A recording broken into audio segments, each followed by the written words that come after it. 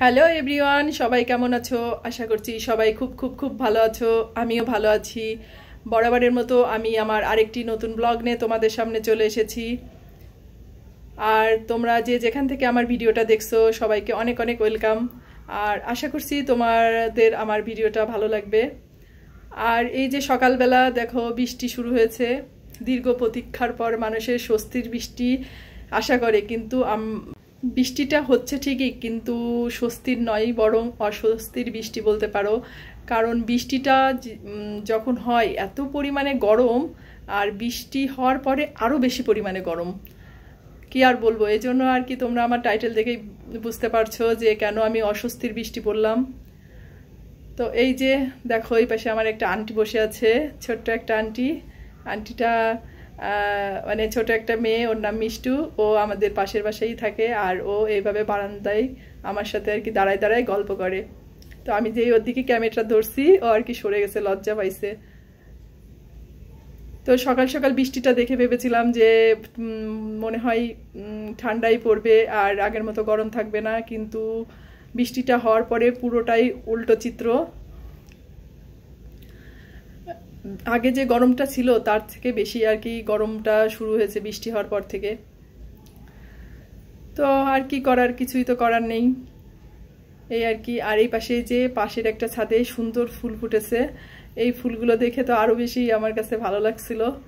তো বৃষ্টি দেখে তো আর কোনো লাভ নেই। তারপর সকালের এই যে নাস্তা বানাতে চলে আসছি। আর একটা কথা বলতে চাই তোমাদের, গতকাল আমি আমার ভিডিও আপলোড দিতে পারি নাই, তার জন্য সবার কাছে আন্তরিকভাবে দুঃখিত। আর আমি জানি আমার চ্যানেলটা একদমই ছোট একটা চ্যানেল, কেবলমাত্র আমি শুরু করেছি। যে দুই একজন দেখো তাদের জন্য আমি বলতেছি যে আমার মনে হয় তাদের কাছে আমার একটু দায়বদ্ধতা থেকেই যায়। তার জন্যই বলতেছি যে কালকে আমি ভিডিওটা আর কি করেছিলাম, সেটাকে এডিট করা হয়ে গেছে। তারপর যখন ওটাকে সেভ করতে যাই তখন ফাইলে আর কি সমস্যা দেখাচ্ছিল, তো আমি অন্যান্য জিনিসগুলো ডিলিট করতে গেছি। আমার আর কি যে ভিডিওটা এডিট করা ছিল সেটাও আমি ডিলিট করে ফেলেছি। তারপর আর কি করব, কিছুই করার নেই, মনটা তো ভীষণই খারাপ ছিল। আর এই কারণেই আমি আর কি গতকাল ভিডিওটা আপলোড দিতে পারি নাই। আর সকালে নাস্তা বানানো হয়ে গেছে, নাস্তা আমরা খাওয়া দাওয়া করে নিব, আর একটু চা করে নিব। আজকে একটু মনটা চা চা করতেছিল বৃষ্টি দেখে, কিন্তু চাটা খাওয়ার পরে আরও বেশি অস্বস্তি লাগছে। আর নাস্তা করে তারপরে যে ছেলেকে পড়াতে চলে আসছি। ছেলেকে পড়ানোর সময় ভালোই লাগে, দুইজনের ভিতরে মা ছেলের খুনসুটি চলে, পড়াশুনো চলে, আড্ডা চলে। আর এটা তো কোনো ধরাবাঁধা টাইম নেই যে আমার এই এক ঘন্টা অথবা 2 ঘন্টার ভিতরে পড়াটা শেষ করে দিতে হবে, বা 1.5 ঘন্টার ভিতরে পড়াশোনাটা শেষ করে দিতে হবে। এই জন্য আমরা খানিকটা সময় পড়ি, আবার খানিকটা সময় খেলাধুলা, আড্ডা, আবার দেখা যায় যে আবার পড়তে বসি, এভাবেই আর কি পড়াশোনাটা চলে। তো এই জন্য আর কি বেশি টাইমটা লেগে যায় আমার ছেলেকে পড়াটা শেষ করাতে। তারপর ওকে পড়িয়ে ভাবলাম একটু স্নান করাই দিই। তারপরে ও স্নান করে এসে ওর তো সামনে পরীক্ষা, তোমাদেরকে বলছি। তো ভাবলাম ওর ড্রয়িংটা আছে, ড্রয়িংটা একটু আস্তে আস্তে আগায় রাখি, কারণ এবার বন্ধ পড়ছে অনেক দিন, আর বন্ধের ভিতরে বেশি ঘোরাঘুরি হয়ে গেছে, ড্রয়িং কোনো প্র্যাকটিস করা হয় নাই। এই জন্য ভাবলাম যে এখন একটু প্র্যাকটিস করাই রাখি, যাতে পরীক্ষার সময় কষ্টটা কম হয়। তারপর ওর ড্রয়িং করানো শেষ হলে আমি আর কি দুপুরের রান্নাটা করতে যাব। তো এই আর কি আমাদের মা ছেলের কেমিস্ট্রি। আর আমি বসে থাকলে ও আর কি ড্রয়িংটা ঠিকঠাকভাবে করতে চায়, একা একা থাকলে ড্রয়িংটা আর কি সুন্দর করে করতে চায় না। সব সময় তো বাচ্চাদের আর একরকম হয় না, কিছু কিছু সময় আছে যে আর কি ওদেরকে সঙ্গ দিতে হয়। আবার মাঝে মাঝে আছে যে ও নিজেই করে বসে, কোনো সমস্যা হয় না। এখন তো পরীক্ষার টাইম, একটু পড়াশোনার চাপ বেশি, এজন্যই আর কি সব কিছুই একটু আদর ভালোবাসা দিয়ে করতে হচ্ছে। তো কালকে যখন ভিডিওটা করেছিলাম আজকে আপলোড দিব, সব কিছু রেডি করেছি, মনটা ভীষণই খারাপ ছিল। কি আর বলবো, আমি মনে হয় কান্নাই করে দিতাম। আর এই যে দুপুরবেলা যে কি পরিমাণে গরম, তার জন্য মনে হচ্ছিল যে আজকে রান্না বাড়াই আর কি করবো না, এমন এমন অস্বস্তি লাগতেছিল। তো কি করার, নিজে একা একা হইলে কখনোই আমি আজকে রান্নার বাড়া কোনো কিছুই করতাম না। কিন্তু সংসারে থাকতে হলে সবার কথা ভাবতে হয়, সবার কথা শুনতে হয়, মানতে হয়। আর এ কারণেই আর কি, করার ইচ্ছা না থাকলেও সেই কাজটা করতে হবে। আর আমাদের জীবনে একটা কমন ব্যাপার কি জানো, আমরা যেটা চাই সেটা পাই না, কিন্তু যেটা অনেক সময় আছে যেটা ভাবি না বা চিন্তা করি না সে জিনিসটাই হয়ে যায়। তো এই আর কি। তো আজকে গরমের জন্য ভাবলাম যে দুপুরে বেশি কিছু আর কি রান্না করব না, অল্প স্বল্প রান্না করব। যেটা রান্না করব অল্প স্বল্প করেই করব, যাতে কষ্টটা কম হয়। কিন্তু আজকে মানে রান্না করতে যে এমন অবস্থা হয়েছে আমার, যে মনে হচ্ছিল যে আমি কান্নাই করে দিই গরমের কারণে। আর কি বলবো তোমাদের।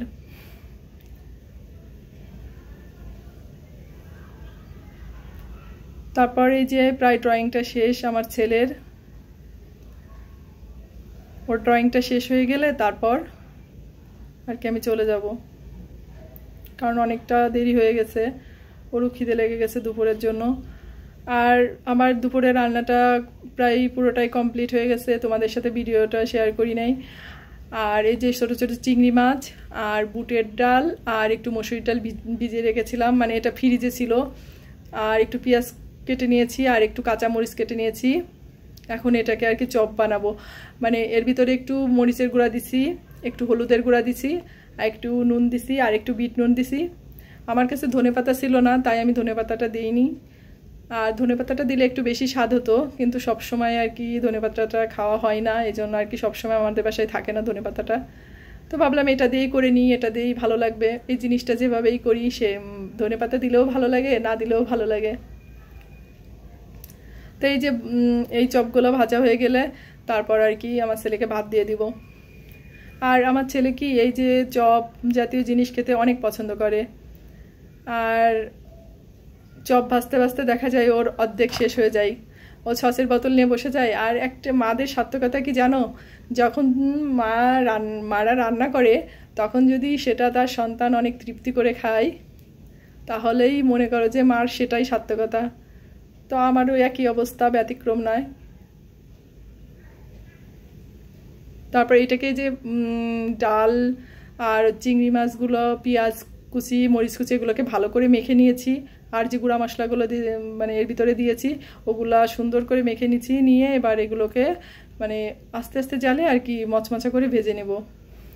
আর এই ভাজাগুলো কি মনে করো যে গরম গরম খেতেই মজা বেশি, ঠান্ডা হয়ে গেলে তখন আর খুব একটা ভালো লাগে না। আর ঠান্ডা হয়ে গেলে কি হয়, এর মচমচা ভাবটা কমে যায়।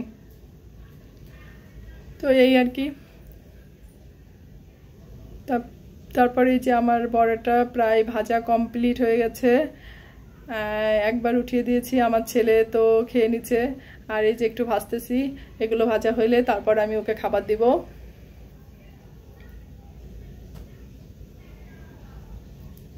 তো আজকে তো দুপুরে কি রান্না করেছি তোমাদের সাথে আমি শেয়ার করিনি। তো খাওয়ার সময় অবশ্যই তোমাদেরকে দেখাবো যে আজকে কি কি রান্না করলাম।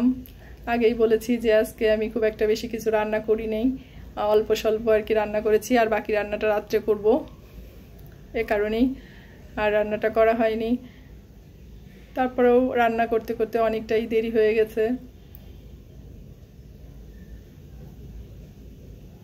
এই যে আমার ভাজাটা কমপ্লিট হয়ে গেছে, এখন ভাজাগুলো উঠে নেব। আর ভাজাটা একটু লাল লাল করে ভাজতে হবে, তাহলে মশমশাটা বেশি হবে, যেহেতু এর ভিতরে একটু মাছ দেওয়া আছে, এ কারণেই। তো ভাজাটা দেখতে যেমন সুন্দর হয়েছে, খেতে ঠিক তার চেয়েও দ্বিগুণ সুন্দর হয়েছে। আর সবাই তো জানো যে আসলে ভাজাগুলো কেমন লাগে। আর ভাজা জাতীয় জিনিসগুলো মানে চপ জাতীয় জিনিসগুলো আমিও খুব পছন্দ করি, কিন্তু গরমের কারণে এখনই খুব একটা খাওয়া হয় না। শীতের দিনগুলোতে ভাজাটা একটু বেশি খাওয়া হয়। আর এখনও তো এমনি ভাত খেতেই ভালো লাগে না, আর ভাজা ভুজো জিনিস তো আসলে দূরে থাক। আর এই যে বাকিটুকু আমি ভেজে নিব, তারপর তোমাদেরকে দেখাচ্ছি আমি আজকে দুপুরে কি কি রান্না করলাম। তো আমার ভাজা কমপ্লিট হয়ে গেছে, কারেন্ট নেই, কি আর করব, তোমাদেরকে আর কি চার্জার লাইটেই দেখাচ্ছি যে ডাটা রান্না করেছি সর্ষে দিয়ে। আর ওই পাশে ভাজাটা ভেজে নিয়েছি, আর এই যে একটু ভর্তা করব, মানে পেঁয়াজ মরিচ আর সর্ষের তেল দিয়ে রেখেছি, এখন একটু মেখে নিলে হয়ে যাবে। আর এই পাশে আম ডাল রান্না করেছি, কারণ অনেক গরম তো এই জন্য। তো খাওয়া দাওয়ার পরে বিকালের দিকে এত পরিমাণে মেঘ করছে আকাশে, ভাবলাম যে মনে হয় যে আকাশ ভেঙে বৃষ্টিটা নামবে, কিন্তু আসলে শেষমেশ কিছুই হয় নাই, বৃষ্টি হয় নাই, কিছুই না।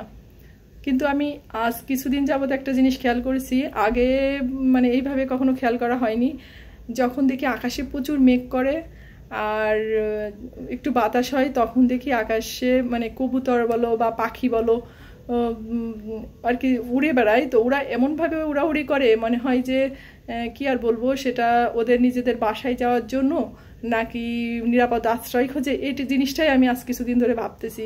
মানে পাখিগুলা খুবই উড়াউড়ি করে আর এদিক ওদিক ছোটাছুটি করে, সেটা কিসের জন্য হয় ঠিক আমি জানি না, তবে এরা এমনটাই আমি আর কি দেখতেছি কিছুদিন যাবৎ। তারপর একটা বিকালে একটা ঘটনা ঘটছে, সেটা তোমাদের সাথে শেয়ার করতেছি। এই যে আমাদের পাশের বাসার এই যে এই বিল্ডিংটাতে বানর আসছে, আর বানরগুলো না অনেক দিন ধরে আসে না। এই যে গরম যে পড়তেছে দীর্ঘ কিছুদিন ধরে, তো ওদের গরমের ভিতরে খুব একটা দেখা নেই, কিন্তু আজকে বৃষ্টি নামছে আর ঠান্ডার একটু আবহাওয়া বিকালের দিকে, তো চলে আসছে। আসার পরে কি করছে, এই যে ছাদের উপরে দেখছো রেলিংয়ে বসে আছে, ওই ছাদের ভিতরে যে ফুলের টব থাকে সেই টবটাকে মাটি সহ গাছ সহ এই রেলিংয়ের উপর উঠাই নিয়েছে। তারপর ওই যে পাশে দুইটা ছেলে খেলাধুলা করতেছে। এখন কথা হচ্ছে যে এই টবটা যদি নিচেই কারোর মাথার উপরে পড়ে তাহলে অবস্থাটা কি হবে বুঝো, কারণ নিচেই হচ্ছে রাস্তা। আর এই বানরটা কি করছে, টবের ভিতর থেকে যে মাটি আর গাছ ছিল সেগুলোকে উঠিয়ে নিয়ে টবটাকে নিচে ফেলে দিছে, এই হয়েছে অবস্থা। তারপর টবটাকে ফেলে দেওয়ার পরে ওই মাটির ভিতর থেকে কি একটা যেন ওরা খুঁটে খুঁটে খাচ্ছিল, জানি না ক্ষুধার কারণে এমন করছে কিনা। তারপর ওরা আরেকটা ঘটনা ঘটাইছে, সেটা তোমাদেরকে আমি দেখাবো। সেটা হচ্ছে ওই যে দেখছো যে ওই পাশের ছাদে দুইটা ছেলে আর কি খেলাধুলা করছিল, ওদের উপরে আক্রমণ করছে, কিন্তু ভাগ্যচক্রে ওরা যায় রুমের গেট আটকাই দিতে পারছে শেষমেশ, ওদেরকে আর কি কোনো কামড় হাঁচড় দিতে পারে নাই। পরে ওর বাবা আর কি লাঠি নিয়ে তেড়ে আসছে বানরটার দিকে, তারপর ও আসে আবার সেই রেলিংয়ের ওই জায়গায় বসেছিল। তো আমি ভাবছি মনে হয় ওদের অনেক ক্ষুধা লাগছে, অনেক দিন ধরে আসে না। তারপর একটু পরেই ওরা আবার আমাদের বারান্দায় আসছে। তারপরে আর কি করব, ভাবলাম একটু খেতে দিই, তাই ওকে আম কাটা ছিল, একটু আম খেতে দিলাম, আর একটু ভাবলাম আর কাঁঠাল দিছি তার ভিতরে আর একটু। আর ওদেরকে খাবার দিয়েও শান্তি নেই, কারণ কি ওদেরকে যে আমটা কেটে দিছি না, এখনও আমটা খেয়ে কি করবে, আটিটাকে নিচে ফেলবে, কিন্তু সেটাও তো বিপজ্জনক না, কারণ নিচে হচ্ছে ফাঁকা জায়গা, লোকজন যা আসা করে রাস্তা। তো এখন যদি এটা কারোর মাথার উপরে পড়ে তাহলে অবস্থাটা কি হবে, এই জন্য ওদেরকে খেতে দিয়েও শান্তি নেই, ভয়ের ব্যাপার। এই জন্য ওদেরকে আর আম দিলাম না। পরে আর কি আমার ছেলেকে বললাম যে তুমি একটু কাঁঠাল এনে দাও, পরে কাঁঠাল ছিল, পরে ও আর কি কাঁঠাল এনে দিছে। পরে আরো 2-3টা বানর আসছে, আর এসে আজকে অনেক অত্যাচার করছে, পাশে আরেকটা ছাদ থেকেও টপটাকে নিচে ফেলে দিছে।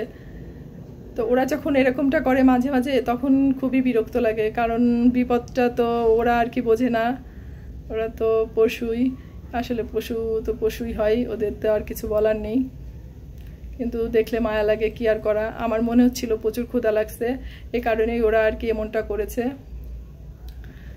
তো তোমরা সবাই ভালো থেকো, সাবধানে থেকো, আর তোমাদের সাথে আমার দেখা হচ্ছে আমার পরবর্তী ব্লগে। আর আমার ভিডিওটা যদি তোমাদের ভালো লাগে অবশ্যই তোমরা লাইক করো আর কমেন্ট করো।